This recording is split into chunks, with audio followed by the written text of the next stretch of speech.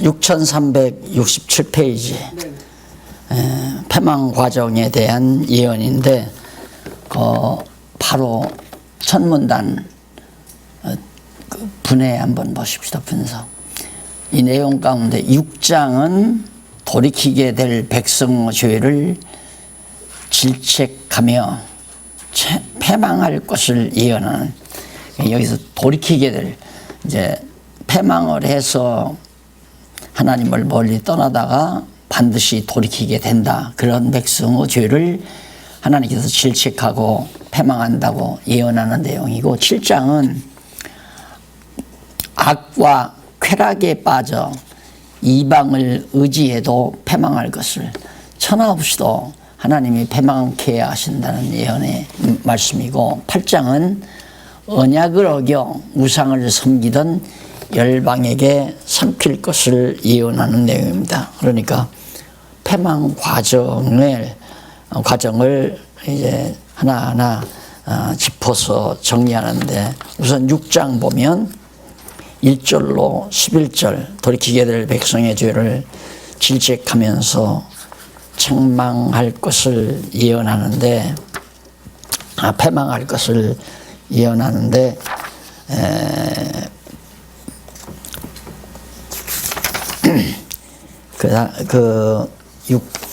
아주 짧죠.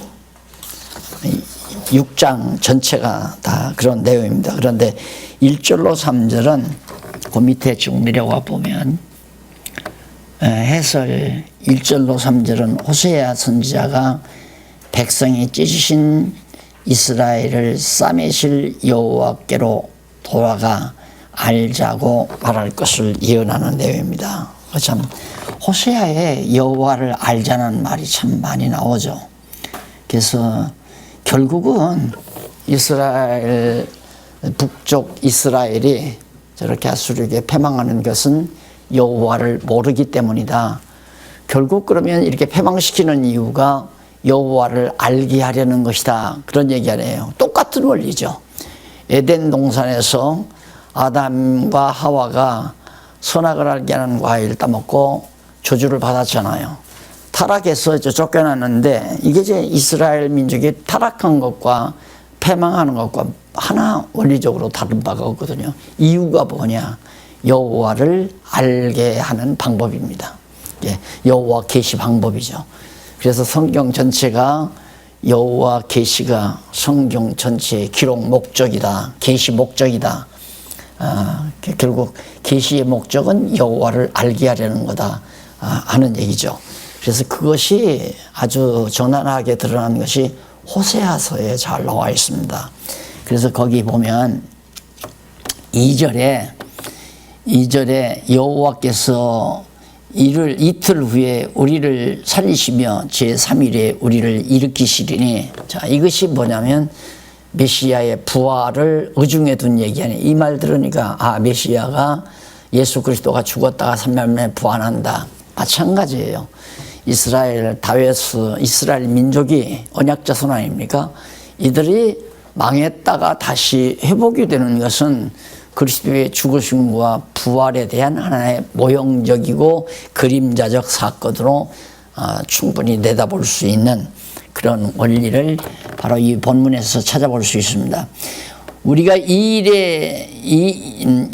우리가 그 앞에서 살리라, 죽었다가 부활하신 그리스도 앞에서 우리가 사는 것처럼 이스라엘 민족들이 죽었다가 살리실 여호와의 능력 앞에서 우리가 산다. 그러므로 우리가 여호와를 알자. 그나저나 여호와를 알자. 힘써 여호와를 알자. 그의 나오심은 새벽빛같이 일정하니 비와 같이 땅을 적시는 늦은 비와 같이 우리에게 임하시리라. 성령께서 바로 임하실 것에 대한 여호와를 알자라고 하면서 바로 성령이 임하실 것에 대한 하나의 예언을 지금 여기서 밝혀주고 있죠. 그러니까 제가 요 성경 구절이 너무 좋아가지고 성경 전체에 요절로 택하고 싶었던 생각도 있었어요. 여호와를 알자 하는 이 말을. 그런데 이 호세아 선지자의 얘기보다는 예수님께서 당신이 직접 성경은 내게 대하여 증거한 것이다라고 하는 이 말씀이 너무 포괄적이고 잘 좋아서 성경 전체의 요절을 바로 요한복음 5장 39절로 택하게 된 겁니다. 나 이 여호와를 알자. 여호와를 몰라서 사람들이 멸망을 나간다, 죽는다 그 말이죠. 여호와를 알자고 거듭 호세아가 당부하는데, 말씀드리지만 이 모든 하나님께서 망하게 하고 흥하게 하고 패하게 했다가 승리하게 하고 낮아지게 했다가 높이시고 이런 모든 역사 섭리가 결국에는 여호와를 깨달아 알게 하려는 하나님의 교육 방법이다. 구체적인 교육 방법. 그래서 솔로몬은 우리에게 곤고한 날과 형통한 날을 겸해준다. 어떤 때는 곤고한 상황이 오고 어떤 때는 또 형통한 일이 오고, 한평생 7, 80년 사는 동안에 우리는 그런 걸 자주 겪잖아요. 보통 많은 사람들이 대부분은 두서너 번은 그런 고비를 많이 겪을 거예요. 고통스러운 일, 또 형통한 일, 고통스러운 일, 이런 일을 하나님이 겸해서 주는 이유는 이제도 말씀드린 여호와를 알게 하려는 교육 방법이다. 이게 성경 전체에 맥에 흐르는 깊은 뜻을 우리가 알고 있으면 성경이 여호와 계시다. 그래서 여기 비밀이라는 것은 우리가 여호와 하나님을 알 수가 없잖아요. 여호와 하나님을 계시하려면 하나님 마음속에 간직하고 있는 모든 뜻을 드러내야 알잖아요. 그러니까 하나님 안에 감추어 있던 모든 비밀의 뜻을 이렇게 다 드러내심으로 이걸 통해서 이제 우리 택한 백성들은 여호와를 알고 경외하면서 영원한 하나님 나라 백성으로 살아가게 된다는 거죠. 그래서 선지자가 백성의 패역을 비롯해서 사악함과 가증함, 사악하고 가증한 것은 우상 섬기는 거죠. 이런 것들을 질책하면서 패망한다는 것을 예언해 줍니다. 자, 예언의 목적은 뭔가? 하나님께서는 무슨 일을 진행하실 때 반드시 선지자에게 알고 한다고 그랬잖아요. 그 이유는 언약은 벌써 오래전에 했단 말입니다. 아브라함 때, 또한 야곱이나 열조 때, 그리고 모세 때 하나님께서 언약했는데, 그 언약이 지금 그대로 언약대로 이루어야 되겠는데, 이 시대에 사는 사람들은 저 언약을 알 수도 없을 거 아니에요. 알 수 없는 경우가 있을 거 아니에요. 안 가르치면 모르니까. 그러니까 바로 하나님이 언약하신 뜻이 이루어지기 직전, 그 무렵에 또 그 언약대로 이루어지는 일을 당할 그 시대의 사람들에게 선지자를 보내서 내가 이렇게 언약했으니까 앞으로 이렇게 해주겠다, 할 것이다, 망한다, 아수리에게 끌려간다, 이런 것을 직접 그걸 당할 대상들에게 예언을 해주는 거예요. 그래서 예언은 반드시 언약의 근거를 두고 언약의 기초를 두고 예언을 한다 하는 얘기입니다. 그러니까 이 관계만 틀림없이 맞다. 이 유추 능력이 많은 사람은 이것만 딱 알아도 와 놀라는 거죠. 성경이 이렇게 됐습니다. 영원전에 감추었던 비밀을 하나님께서 그대로 하시겠다고 언약하시고 언약대로 하실 일을 이루실 당대의 사람들에게 그렇게 하겠다고 예언해 놓고 하는 거예요. 만약에 예언이 없이 북쪽 이스라엘이 아수르에게 패했다 그러면 여호와 하나님이 패하게 했다고 생각을 안 하는 거예요. 너 왕 노릇 잘못해서 너 때문에 나라가 망했다. 그래서 마지막 왕을 욕한다든가 그 왕을 정말 요즘으로 말하면 탄핵을 한다거나 이럴 거 아니에요. 너 때문에 망했다 그러니까. 그러니까 여호와 하나님이 망하게 했다는 얘기 생각을 안 하는 거죠. 예언이 없다면. 그런데 바로 자기들 생전의 예언대로 되지니까 진짜 여호와께서 예언하신 선지자를 통해서 예언한 대로 여호와께서 우리를 아수르에게 망하겠다. 이게 지금 중요한 얘기 나가는 거 아니에요? 아주 중요한 얘기. 그래서 예언을 하게 하는 거다. 그래 언약의 말씀을 계속 잊지 않게 가르쳐라. 그래도 하나님께서는 다시 한번 곱집어서 선지자를 보내가지고 그 당시에 과거에 모세를 통해서 언약한 말씀대로 내가 이렇게 이루어서 아수르가 와서 너희를 붙들어 가겠다. 지금 그 얘기를 선지자를 통해서 호세아 선지자를 통해서 하게 한 거죠. 그래서 여기 뭐 내용이 어떤가는 그렇게 중요하지 않습니다. 지금 말씀드리는 이 내용이 중요한 거죠. 그래서 여호와 알자. 왜? 여호와께서 선지자를 통해서 예언한 대로 망하니까 망했다가 다시 돌아온다. 그러면 여호와를 알아야 할 거 아니냐 이 말이죠. 그렇잖아요.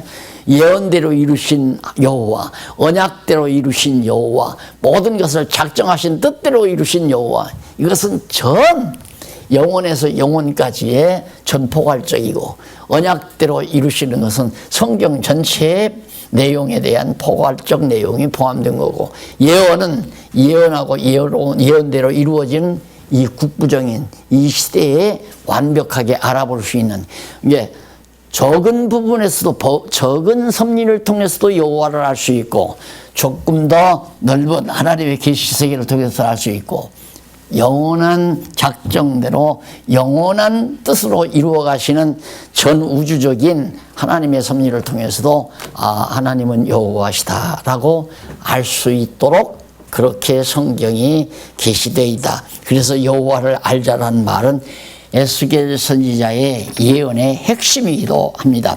그 다음 7장 1절로 16절 보면 악과 쾌락에 빠져. 이게 참 내우죠. 악이라고 하는 것은 하나님이 싫어하는 일들이죠. 예를 들면 우상을 섬긴다거나 이방민족 강대한 나라를 의지한다거나 이런 거 다 악한 일 아니에요.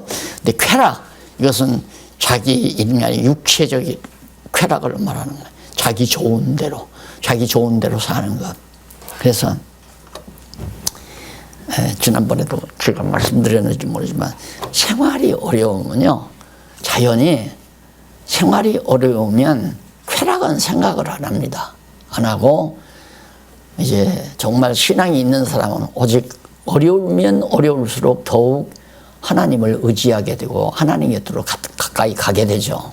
그런데 생활이 여유가 있으면 자기도 모르게 자꾸 어떻게 하면 좀 즐겁게 살 수 있을까, 그런 쪽으로 자꾸 생각이 돌아가는 거예요. 그래서 처음에는 돈이 있게 되면, 돈이 조금 여유 있게 되면 이제 초단계는 그냥 자기 삶의 터전을 좀 아름답게 자꾸 갖고 와갑니다. 그래서 어느 정도 안정이 되면 그 다음에는 친구들하고 음식을 즐기죠. 외식을 즐긴단 말입니다. 외식 즐기다가 보면 그 다음에는 이제 술을 즐기게 되고, 술을 즐기다 보면 춤을 추게 되고, 그 다음 점점 타락의 세계로 빠져들어가는 거거든요. 이게 쾌락이란 한꺼번에 쾌락으로 빠지는 게 아닙니다. 자연스럽게 조금씩. 그런데 우리가 하나님 나라의 이 하나님의 말씀을 깨닫고 심령의 기쁨을 얻게 되면은 육체의 기쁨이라는 것에 대해서 별로 관심이 없어져 버리잖아요. 마음의 평강, 심령의 평강이 가장 소중하다는 걸 깨닫게 되니까. 그래서 저는 성도들에게 목회하면서 그런 얘기를 했어요. 심령의 평강만은 아무것하고도 바꾸지 말아라. 최고다, 그것이. 우리 심령의 기쁨. 육체의 쾌락 말고 심령의 기쁨. 근데 육체의 쾌락은 아이들이 이제 막 깔깔대고 막 웃고 그러잖아요. 장난치면서. 그러면 엄마들이 그럽니다. 너 오늘 밤에 실수한다. 이렇게 요에다가 지도 그린다는 얘기죠. 왜? 그게 너무 육체의 쾌락이라고 하는 것은 육체를 망가뜨려요. 육체를 건강하게 하는 게 아니라. 근데 자꾸만 아까도 어느 석상에서 이상구 박사 얘기를 하던데, 그 이상구 박사는 억지로라도 깔깔 웃으라 이거야. 웃으면 건강해진다. 어떻게 보면 그럴듯한 얘기지만은 육체의 쾌락이라고 하는 것은 자꾸 우리의 육체를 망가뜨린다는 사실을 알아야 돼요. 그래서 그러면 육체가 어떻게 해야 건강한가? 육체는 업다운이 없어야 돼요. 막 기뻤다가 슬펐다가 웃었다가 울었다가 이런 막 이렇게 절망, 좌절, 왜 간이 올라붙었다 내려붙었다 한다고 그러잖아요. 예를 들면 막 갑자기 전화가 왔는데 아기가 지금 교통사고 났다고. 그럼 막 간이 뚝 떨어지잖아요. 가보니까 다행히 다치지 않고 아기가 건강하게 잘 살아있는 거예요. 그러면 이제 간이 떨어졌다가 올라붙는 거죠. 붙었다가 또 간이 그런 급한 사건에 의해서 이렇게 간이 극한적인 그 감정 변화죠. 감정 변화. 이것은 제일 첫째 상하는 게 간이 상합니다. 놀라면 간 떨어질 뻔 알았다고 하잖아요. 간 떨어질 뻔. 이게 이제 간 떨어진다는 말은 벌써 간이 약화된다는 얘기거든요. 간이 약화되면 얼굴색이 변하게 되고, 그렇게 되면 점점점 황달이 오게 되고, 그래서 이제 간암이 걸려서 죽잖아요. 그러니까 우리의 육신의 몸은 항상 기뻐하는 거, 항상 기뻐하는 거. 내가 주는 물은 먹어도 아니 네가 주는 물은 먹어도 목마르지만 갈증이 생겨요. 인생의 삶의 갈증. 내가 너에게 주는 물은 한 번 먹으면 영원히 목마르지 않는다. 목마르지 않다는 말은 애타는 일이 없다는 얘기 아니에요? 애간장 먹는다고 그러죠. 사람이 애를 타면 간장이 녹아내린다 이 말이에요. 그것도 간이 나빠지는 거죠. 그래서 우리 육체의 건강도 심령의 평강, 마음이 늘 평온하고 항상 기쁨이 있고 잔잔한 따뜻한 감정에서의 감사함이 있고 범사의 감사함이 있고, 그리고 쉬지 않고 소망, 하나님의 선하신 뜻이 이루어지기를 간절히 바라는 그런 기원을, 소망을 가지고 사는, 이것이 가장 우리 성도들의 안전한 삶이라는 걸 알 수가 있습니다. 그래서 악과 쾌락에 빠져 그러다 보면 이제 강한 이방을 의지한다 할지라도 결국 하나님의 정하신 뜻대로 반드시 아수르에게 망한다 이 말이에요. 인간 수단 방법이 필요 없습니다. 우리는 예를 들어 이런 거 있잖아요. 가정에 갑자기 어려운 일이 딱 와요. 어려운 일이 오면 형님한테 좀 기대 볼까? 그러면 여호와 하나님 의지할 생각 없죠. 형님한테 기대려고 하고. 그래서 인간 방법으로 가서 형님한테, 형님 죄송합니다. 이번 한 번만 좀 어떻게 좀 봐주십시오 하고 자꾸 인간에게 매달리죠. 그러면 하나님은 지금 나를 놔두게 하기 위해서 지금 어려운 가운데 빠뜨려 놨는데, 나는 내 수단 방법을 통해서 인간을 의지해 가지고 문제 해결하라고 할 때 하나님이 비웃죠. 하나님이 비웃으시리로다 그러잖아요. 열방이 어찌하여 허사를 경영하는고. 아무리 열방 왕들이 모여서 별의별 짓을 다 해도 다 필요 없는데, 헛된 일을 왕들이 모여서 뭐 유엔 총회를 한다, 국가 대 뭐 대통령들끼리 무슨 뭐 회합을 한다, 이런 일들이 자기들은 문제 해결하려고 하지만 하나님이 보실 때는 다 허사를 경영하는 것으로 보이는 거죠. 왜? 하나님이 정하신 뜻이 있는데 너들이 그런다고 해서 해결이 되느냐 이 말이에요. 하나님이 나를 잠시 공곡해 하기 위해서 생활비가 떨어지게 만들었단 말입니다. 그런데 생활비가 떨어지니까 당장 머리에 기억나는 게 형님한테 좀 가서 잠시 해결을 해야 되겠다, 이 마음을 가지면 하나님이 그러면 너 형님한테 가서 문제 해결해 봐라. 하나님 손 안 떼는 거죠. 무서운 일 아닙니까? 그래서 나는 그래요. 우리 목사님들, 후배 목사님들한테는 그런 얘기 많이 했어요. 목회하다가 양식 떨어지거들랑 그냥 굶어 죽는 한이 있더라도 아무한테도 손 벌리지 말아라. 여호와 하나님이여, 하나님께서 나를 굶어 죽이면 나는 굶어 죽습니다. 하나님 뜻대로 하십시오. 죽어도 좋고 살아도 좋습니다 하고 완전히 하나님을 의지하는 그게 없으면 곤고한 날이 이제 길어지죠. 그러니까 곤고한 날 길어지게 하기 위해서 인간을 의지하게 만드는 거고. 그러니까 아담이 선악을 알게 하는 과일을 하나 따먹은 것이 이렇게 오랜 시간 인간들이, 그 후손들이 이 고난을 당하잖아요. 그러니까 오직 여호와 하나님만 의지된다는 건 그 알고 믿어줘야 되잖아요. 여호와 하나님이. 나는 목회란 뭐냐? 성도들로 하여금 여호와 하나님이 누구신가 알려주면 저절로 전적으로 그분을 의지하고 살아야 되겠다. 지금 제 강의 들으시면서 목사님도 그 생각하죠.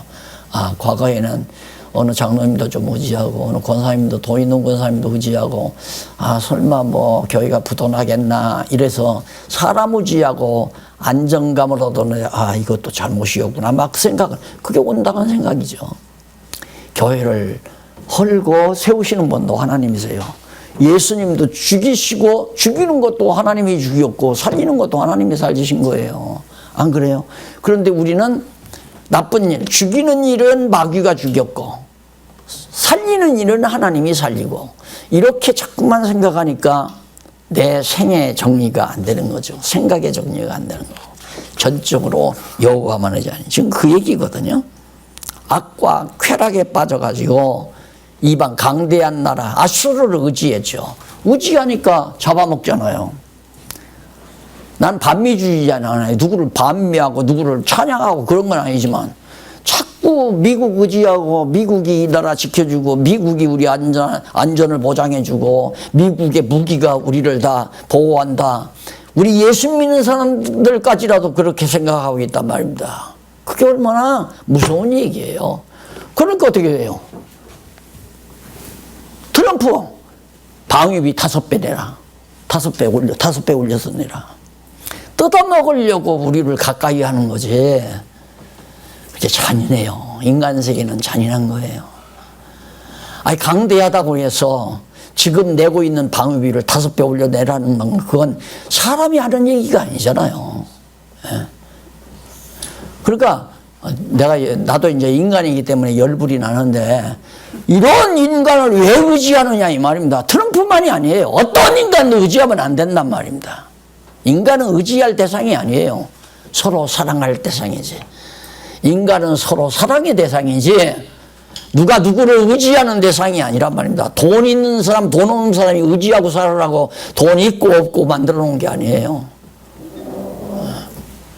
어떤 사람은 돈 있게 해서 하나님 여호와 경외하는 걸 배우게 하는 거고 어떤 사람은 돈이 없게 해서 하나님 여호와 경외하게 배우게 하는 거고 그러니까 다행히 하나님께서 돈 없게 했다가 있게 했을 때 있는 사람이 있고 있게 했다가 없을 때 같이 만나서 보니까 이 사람은 있고 나는 없고 이건 서로 의지하고 살으라고 그런 게 아니라 둘 다 지금 하나님 여호와 배우며 사는 거란 말입니다. 그러니까 의지할 대상이 아니다. 이게 미국 의지하고 한국이 사는 게 아니라 하나님이 한국을 지켜주니까 뭐 한국 이뻐서가 아니라 하나님의 교회를 위해서 필요하니까 멍뚱이로 쓰기 위해서 때로는 그래서 세상 나라가 존재하는 거 아니에요. 보세요. 세상 나라 다 써먹고 버리고 아수르도 써먹고 내던져 버리고 애굽도 마찬가지고 바벨론도 하나님께서 몽둥이로 쓰고 내던져 버리고 파사도 마찬가지고 헬라도 마찬가지고 로마도 마찬가지고 이게 세상 나라란 말입니다. 뭘 의지해요? 누구를 의지하는? 민주당 의지하고 한국당 의지하고 이거 벌써 신앙에서 다 떠난 거라니까. 그런 생각 가지고 있으면 하나님께서 너 참 웃긴다. 여지껏 뭐 배웠냐. 너 도대체 여지껏 몇 년 동안 뭐 배웠냐. 성경 배웠다며. 우리가 의지할 대상이 세상에 누가 있어요. 아무도 없죠.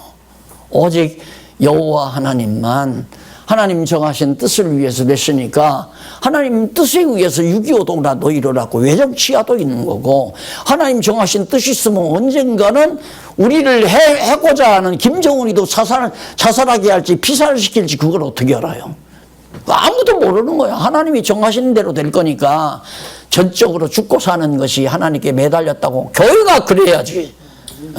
어느 정당 편에서 교회가 시청 앞에서 모이자 무슨 광장에서 모이자 신문에다가 대문짝만하게 그게 교회가 할 일입니까? 말도 안 되는 얘기지. 하려면 하나님이요. 그동안 우리가 성경 몰라가지고 한국교회를 모래사장 위에다가 지어놔가지고 이꼴이 됐습니다. 하나님이여 반석 위에 지켜 하시옵소서. 이러고 모여서 기도를 한다면 모르죠.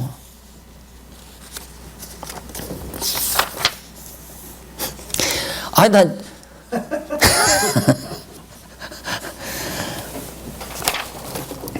넘어가서 8장 1절로 14절. 언약을 어겨 우상을 섬기다가 열방에 잡힐 것 같습니다. 다 나오잖아요. 우상 섬기. 그러니까 자꾸만 이 북이스라엘은 여로보암 때부터 우상 섬겼잖아요. 여로보암 나라 갈라가지고 나가서 백성들이 제사하러 예루살렘에 가다가 혹시 유혹당해서 자꾸 남쪽 유다로 돌아갈까 봐서 여로보암이 단과 베델에다가 산당을 지어서 산에다가 신당을 지어놓고는 그 신당 안에다가 금송아지 만들어서 거기다 앉혀놓고 거기다가 절하고 거기다 제사하고, 그리고 레위 자손들이 없으니까 자기 마음대로 마음에 드는 사람 제사장 삼아서 그 우상 섬기는 것을 끝까지 했나 이 말입니다. 그러니까 너들 그러고 살았으니까 아수리에 가서 우상 섬기고 한번 살아봐라. 강대한 나라 의지하고 우상 이들의 우상 마음껏 섬기면서 한번 살아봐라. 그래서 보내는 거 아니에요. 우리가 만약에 어느 강대한 나라를 의지하면 하나님께서 한번 그럼 그 강대한 나라 밑에 가서 너 살아봐라. 그 보낼까 무섭잖아요. 안 그래요? 무섭고 안 무섭고 간에 하나님의 정하신 대로 되겠지만은, 하나님은 이것이 여호와를 알게 하시는 교육 내용이다. 근데 교과목이 간단해요. 교과목은 하나, 제목은 알아야 될 거 막 복잡한 게 아니라 여호와 알자. 이게 이제 여호와 알면 완전히 졸업이에요. 여호와를 알면. 간단한데 여호와를 알게 하는 교육 과정은 아주 복잡하죠. 어떤 사람은 병드는 경우도 있고, 어떤 사람은 정말 가정이 파탄나는 사람도 있고, 어떤 사람은 정말 돈 많아서 잘 먹고 잘 사게 하는 방법도 있고, 전쟁을 치르는 수도 있고, 별의별 환경을 통해서 실습을 통해서 배우게 해가잖아요. 실습 전에 바로 이제 학습이죠. 우리는 학습이 있잖아요. 성경을 배우는 것은 학습이에요. 생활은 실습이고, 그러니까 성경에서 배운 말씀을 생활 실습 속에서 우리가 경험하는 거죠. 맞다. 하루하루의 삶이 맞네. 진짜 성경 말씀 배운 대로 맞네. 맞다. 그래서 확신이 자꾸 오잖아요. 확신이 탁. 이거 없으면 우리가 믿음이 안 생기죠. 예를 들면 내가 지금 자주 비유를 들지만, 저 계단 올라오다가 보니까 옆에 금반지가 하나 떨어졌더라고. 나 그거 보고 왔다고. 그럼 여기서 믿을 사람도 있고 안 믿을 사람도 있을 거 아니에요. 그러면 나한테 듣기는 들었지만 확인 안 해봤으니까 설마 들었으면 자기가 주워서 호주머니에 넣겠지, 이런 생각하는 사람도 있고, 정말 그랬을까, 우리 돌리느라고 그랬겠지, 이런 사람도 있고, 어떤 순진한 사람은 내가 한번 가봐야지. 그래서 삶의 옷이 빠져나가서 그 계단을 가서 보고, 정말 있구나. 그때는 믿어지잖아요. 확실하게. 그러니까 학습만 갖고는 안 돼요. 성경만 공부해가지고는 안 된단 말입니다. 실제 삶 속에서 실습을 해봐야죠. 그래서 이론과 경험, 이거 매우 중요하잖아요. 근거라고 하죠. 사실 근거, 경험이라는 것. 그래서 하나님께서 이렇게 이제 실습을 시키는 거예요. 보내가지고 선지자를 통해서 이론교육 시켜놓고, 학습을 시켜놓고 사실대로 막 경험하고 아수르에게 보내가지고 결국은 여호와를 알게 하시는 섭리였다라는 걸 알 수 있죠. 그 다음에 9장 10장 양쪽 가로 3번 패망의 결과는 어떻게 되는가, 그거에 대한 예언을 미리 해줘요. 그러니까 패망 과정, 우리가 지금 배웠죠? 과정 배우고 결과 지금 배우고 그러는데, 이런 것들이 다 예언이란 말입니다. 지금 그렇게 예언한 대로 예언을 통해서 학습을 했는데 실습이 돼야 될 거 아니에요. 실습을 하는데 어떻게 될 거라고 다 얘기를 했는데 그대로 돼버린다 이거예요. 그러니까 여호와 배우는 거죠. 그렇게 해서 여호와 살아계시구나. 역사는 여호와 하나님이 절대 주관하시고 섭리하시는 거구나. 우리가 예, 이렇게 살다가 보면 이렇게 성경을 배워도요, 나 성경을 이렇게 가리켜도 때로는 순간순간 주어가 바뀌어요. 야, 내가 그때 판단 잘했다. 아이고, 깜짝. 내가 그렇게. 그러니까 생각 속에서 내가 주어의 자리에 앉는 순간 소스라치게 놀라는 거죠. 내 이 정신 나갔지. 내가 아니지. 여호와 하나님이 살아계서 나로 하여금 그렇게 하게 하셨다. 그러다 보니까 과거 지난 날의 내 생애가 하나 불만스러운 게 없더라고요. 결국은 하나님은 나를 여기까지 인도해 오시기 위해서 하나님이 이런 일도 있었고 저런 일도 있었고, 아마 내가 가장 활동력이 강할 때 20대 초반에 꿈을 꾸고 출발했던 일이 농촌운동이고 바로 야학운동이었죠. 아주 막 펄펄했죠. 내 의지력도 대단했고. 그래서 그것대로 하나님이 그냥 놓아주었으면 나는 지금 예를 들어서 내 생각대로만 됐으면 저 지리산 한 20만 평 구규림에다가 큰 산악농장 해놓고 지금 말을 타고 산악 등선을 돌아다니면서 농장을 관리하면서 거기에서 얻어지는 소득으로 전국 각지에다가 성경 서당을 세워가지고 서당 선생님들 생활비를 조달하면서 내가 살 수 있었을 거다, 살았을 거다, 이런 생각을 해요. 그런데 그 일 생각하면 끔찍해요. 왜? 교주 역할을 제대로 하는 거 아니에요. 교주. 그럼 내가 교주 아니에요. 내가 밥도 먹여주고, 그리고 큰 엄청난 산악 농장을 경영하면서 거기에서 그러니까 아주 정말 신적 대우를 받을 거고 인정도 하고, 야, 박용기 대단한 사람이야. 남들이 더 존경하고 따르고 교주가 되고도 남잖아요. 근데 하나님이 그걸 막더라고요. 그것도 안 돼서 막은 게 아니에요. 잘 돼가는데. 잠깐만, 강태국 박사 알잖아요. 강태국 박사가 와서 나 농촌운동하는, 그 양반도 농촌운동 사상이 강한 분이거죠. 김용기 장로, 강태국 박사 그 다 같은 멤버였더라고요. 나중에 알고 보니까. 그러니까 내 소문을 듣고 와서 농촌 계몽 강의한다고 오셔가지고 한번 보더니만, 딸들어 서울로 한번 올라오래서 학교를 갔잖아요. 성서대학을 갔더니만. 나를 대여섯 시간을 붙들어 놓고 학교에서 장학금 다 대줄 테니까 와서 같이 몇 년 공부하고 그리고서 이 일을 하면 어떡하느냐고 사정을 하는 거예요. 그래서 나 대답을 못했죠. 지금 내가 벌여놓은 사업이 많은데 어떻게 그걸 다 버리고 오냐고. 그리고 가서 그 얘기를 했더니 같이 일하던 동료들이 날들어 그때는 선생이죠. 박 선생님 가시 한다고. 지금 농촌에서 젊은이들이 자꾸 떠나고 그리고 도시로 나가니까 도시 쪽에도 이걸 해야 되니까 가서 그렇게 좀 하셔야 한다고.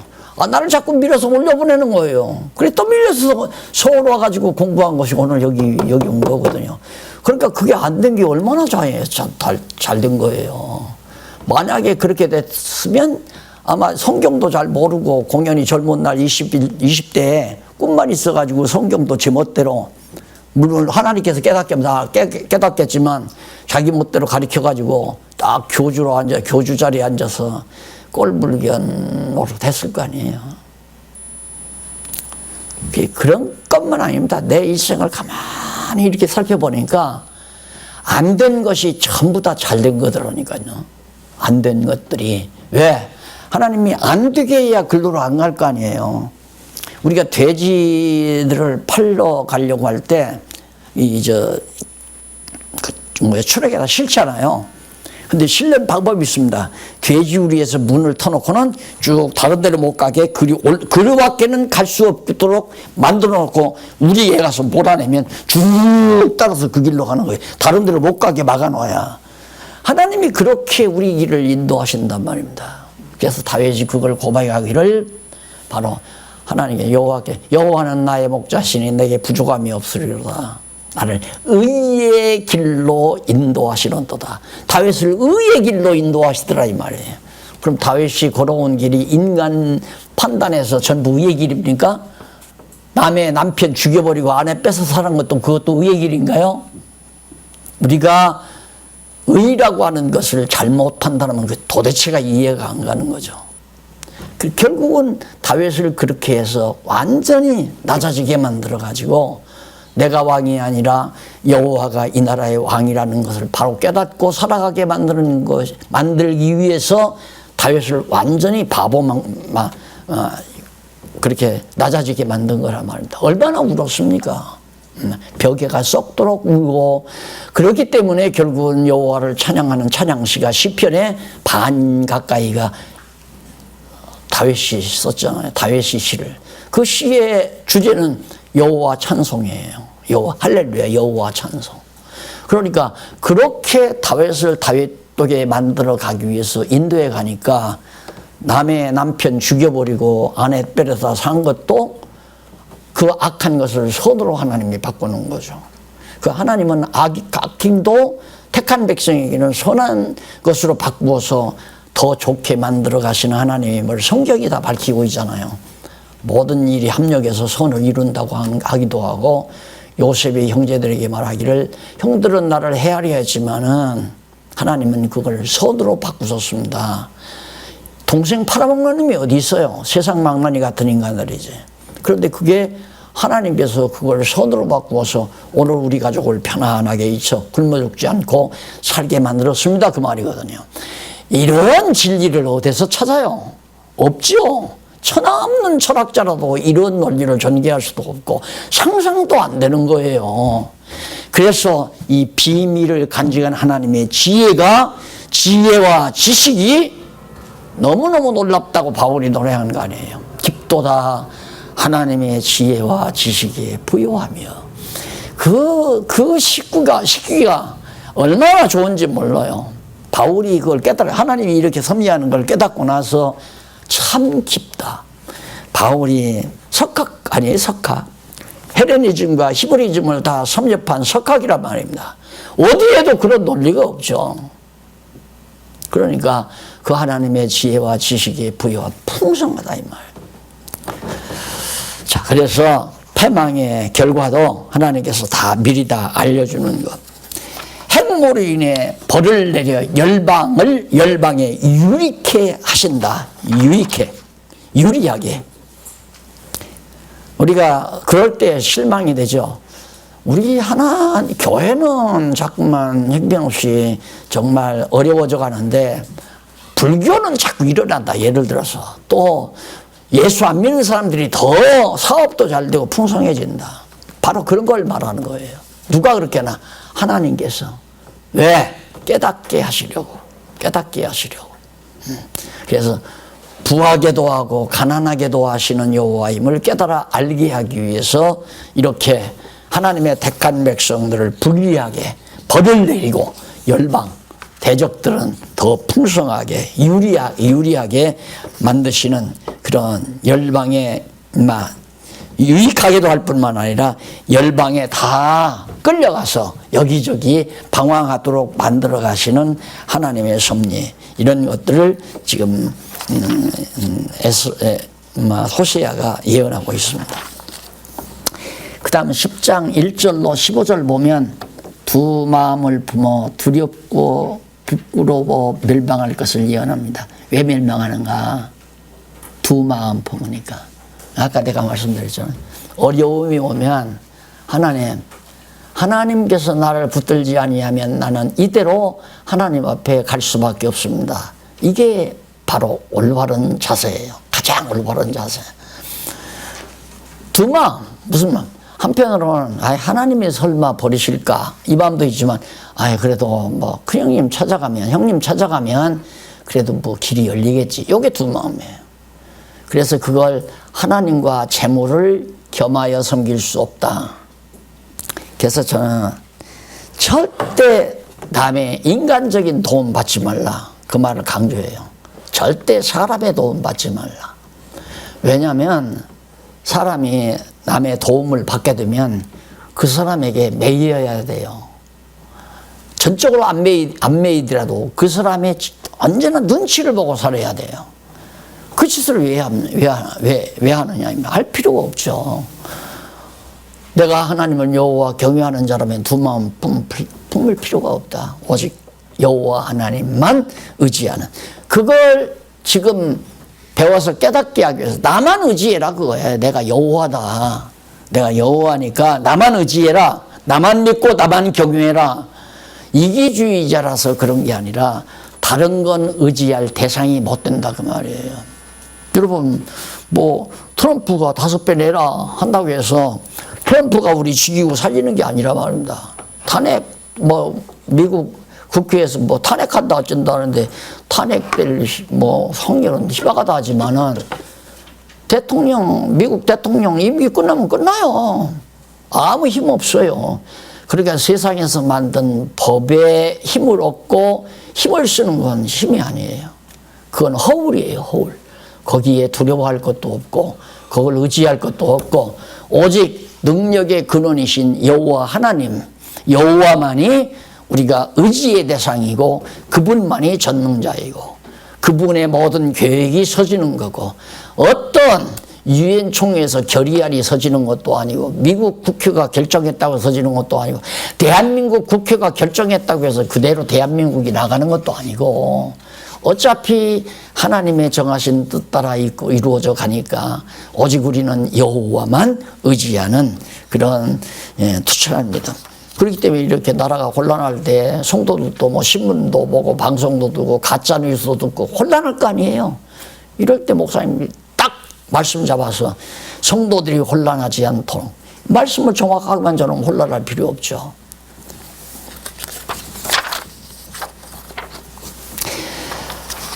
그 다음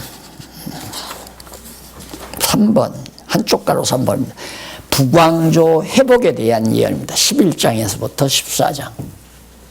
이 북왕조 일단 아수르에게 사로잡혀 가서 바벨론 여러 지역에 이렇게 퍼져 살다가 결국 하나님께서 이제 남쪽 바벨론을 돌이킬 때 남쪽은 나중에 이제 바벨론에게 사로잡혀 가잖아요. 그리고 70년이 지난 다음에 바벨론에서 유다 백성이 돌아옵니다. 그때 남쪽 유다 백성들도 나라는 망한 거고요.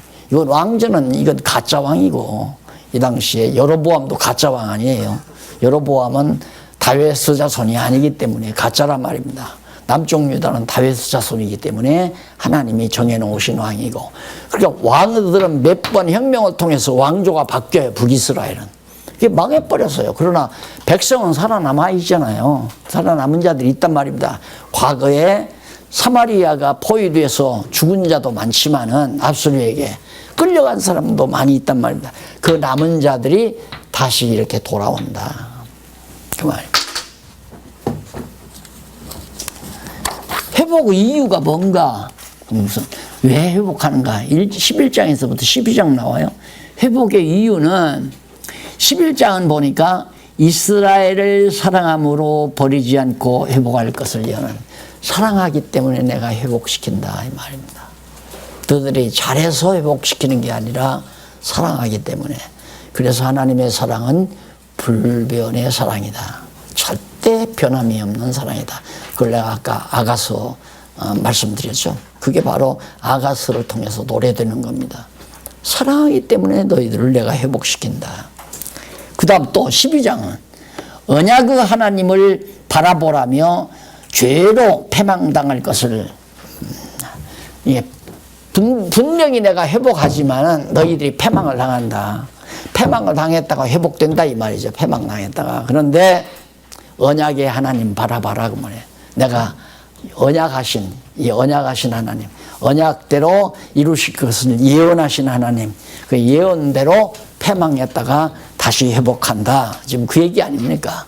그러니까 결국 이것도 여호와 알게 하기 위해서 모든 역사를 하나님이 망하게도 하고 흥하게도 하고 또 넘어지게도 하고 일어나게도 하고 죽이기도 하고 살리기도 하고 부유하게도 하고 가난하게도 하시는 전능자 여호와 하나님을 알게 하기 위해서 작정하시고 언약하시고 예언대로 이루시는 이런 역사 섭리를 행하신다.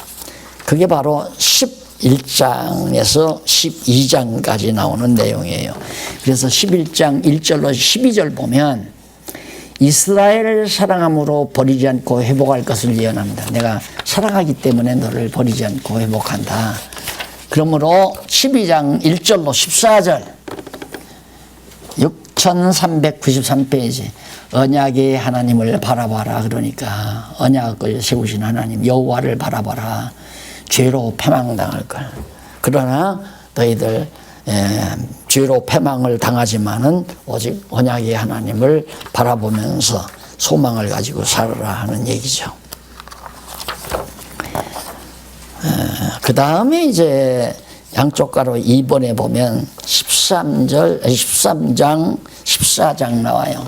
13장과 14장. 회복 과정에 대해서 그러면 어떻게 회복을 어떤 과정을 통해서 정말 회복을 시킬 건가? 13장 1절로 16절 우상 숭배로 짐승과 칼로 멸하여 구속하실 것을 우상 숭배로 짐승과 칼로 우상 숭배로 인해서 짐승과 칼로 다 멸해서 대적들을 멸해서 너희들을 구속해 준다. 살려 구원해 주겠다는 얘기죠. 방법론을 말하잖아요. 그리고 14장 1절로 9절도 보면 6401페이지 돌이켜 서원하며 반성하여 열매 맺게 하실 것을. 자, 이것도 아주 중요하죠. 돌이키게도 하시고 서원하게도 하시고 하나님께서 이스라엘 백성들의 마음을 돌이키게도 하시고 여호와 잘 섬기겠습니다. 여호와를 경외하겠습니다 하고 서원도 하게 하시며 번성도 하게 하시고 열매도 맺게 하실 것을. 여기서 개자는 마지막에 나오죠. 그러니까 돌이켜서 서원하며 번성하여 열매 맺게. 이 맺게가 피동이지만은 앞의 내용도 다 피동으로 같이 이해가 되는 거 아닙니까? 하나님께서 돌이키고 서원하며 번성케 해서 열매 맺게 하는 거니까 다 하나님이 다 주관하는 거란 말입니다. 그러니까 이렇게 믿어져야 여호와 하나님 아는 보람이 있잖아요. 보람 정도가 아니죠. 완전히 사람이 달라져 버려요. 완전히 생각도 다르고 행동도 생각이 달라지니까 행동이 달라져 버리죠.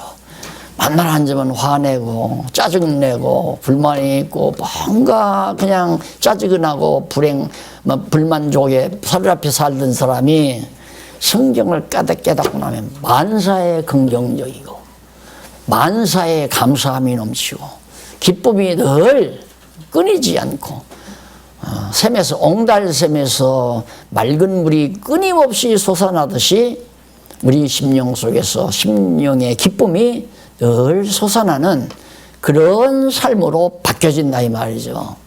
예, 그런 분들끼리 모이면 자연히 여호와 하나님 찬송하고 여호와 하나님께 대한 감사가 있고 서로가 사랑하는 관계가 이게 교회 모습이란 말입니다. 그래서 신약교회는 모이기 힘쓰라고 했잖아요. 초대교회 오순절 성령 임할 때는 날마다 모여서 날마다 모이기를 힘써요. 그런데 이제 오순절이 지나고 성령 임한 이후에는 모이기를 힘써라. 꼭 주일날만 모이는 게 아니잖아요.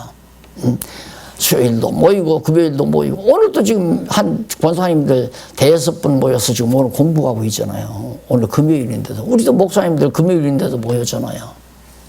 아무 때라도 모이기를 힘쓰는데 모여서 뭐 하는가? 성도들이 모였을 때는 시도 있고 노래도 있고 찬양도 있고 그리고 하나님의 말씀도 있고 그리고 아름다운 교제, 친교, 그게 성찬이죠. 음식을 같이 나누는 오늘 또 우리 점심 먹었잖아요. 그게 바로 애찬이죠. 믿는 것과 하는 것이 같은 성도들에게 모여서 식사를 한다고 하는 것은 참 교제의 성도 교제의 가장 중요한 핵심일 수도 있죠. 물론 말씀을 함께 듣고 배우는 것도 중요하지만 서로 이제 사랑을 나누는 것도 매우 중요하죠. 그래서 아까 그랬잖아요. 교회는 누가 누구를 지도하고 명령하는 단체가 아니라 다 서로 사랑의 관계를 가지고 그러니까 사랑을 받으려고가 아니라 내가 사랑하려고 그러니까 내가 사랑받는 데 중심이 있는 게 아니라 내가 사랑을 하려고 하는 데 중심이 있는, 중심이 몰려지는, 그게 매우 중요하죠. 근데 가정도 그러잖아요. 사랑을 받으려고 하는 아이들이 많으면 부모가 고생이 많습니다. 돈을 많이 벌어야 되고 그놈들 충족을 해주려니까 역시 경비가 많이 들으니까. 그런데 이놈들을 켜놓고 나면 나중에는 저 나름대로 내가 부모님을 사랑해야지. 그래서 부모에게 효도할 마음이 생기게 되면 좋잖아요.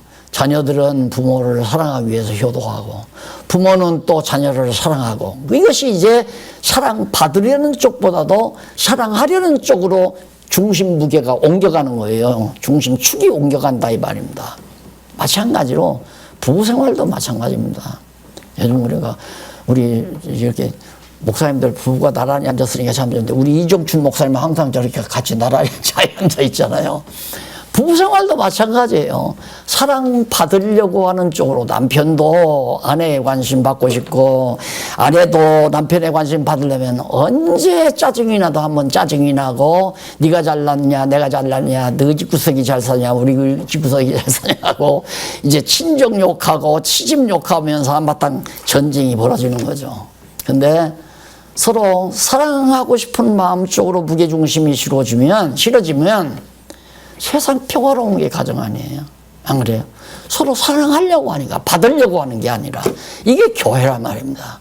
그래서 성도들이 많이 성장하면 사랑하려고 하는 성도가 많고, 성도들을 키워놓지 못하면 관심 받으려고 하는 성도가 많으면 힘들어지고요. 안 그래요? 도움받으려고 하는 성도들, 나를 좀 누가 가르쳐 줬으면 한다든가, 내 생활을 좀 보태줬으면, 내 학비를 좀 도와줬으면, 이런 요구사항이 많은 성도가 많은 그 교회가 좀 힘들죠. 다 감당해 주려면. 그러나 많이 켜놓고 보면 어떻게 하면 나도 사랑하며 살까, 이런 사람이 많아지면 결국은 합력기구가 많이 생겨가지고 결국 은사 따라서 선교도 하고 복음도 전하고 또 정말 교회도 개척하고 여러 가지 선한 일들을 하는 그룹들이 많이 생겨나게 된다. 그래서 이것이 하루아침에 이루어지는 것도 아니고, 신앙 안에서 말씀으로 양육한다는 것은 몇 년씩 걸리잖아요. 그러니까 몇 년씩 걸려도 그 길이 굉장히 빠른 길이고 확실한 길이다. 성경을 가리켜서 각자가 나도 사랑하며 살아야 되겠다고 하는 경지까지 갈 수 있도록 신앙을 길러놓으면 가정은 그 다음부터 쌓이는 게 은행 통장의 돈이죠. 안 그래요? 큰 놈도 벌고 둘째 놈도 벌고 셋째 놈도 막내 놈도 가서 벌고 아빠도 벌고 엄마도 나름대로 벌고, 그러니까 벌어들이는 돈이 자꾸만 많아지니까 교회가 가정이 튼튼한 것처럼 교회도 마찬가지다. 그래서 정말 돌이키게도 하시고 소원하며 번성하여 열매 맺게 하실 것을 그렇게 해 주신다는 약속이에요. 여기서 뭐냐? 예언은 언약에 기초하니까 그 언약대로 반드시 이루어준다. 다음 시간 요엘서부터 하도록 하겠습니다. 요엘, 아모스,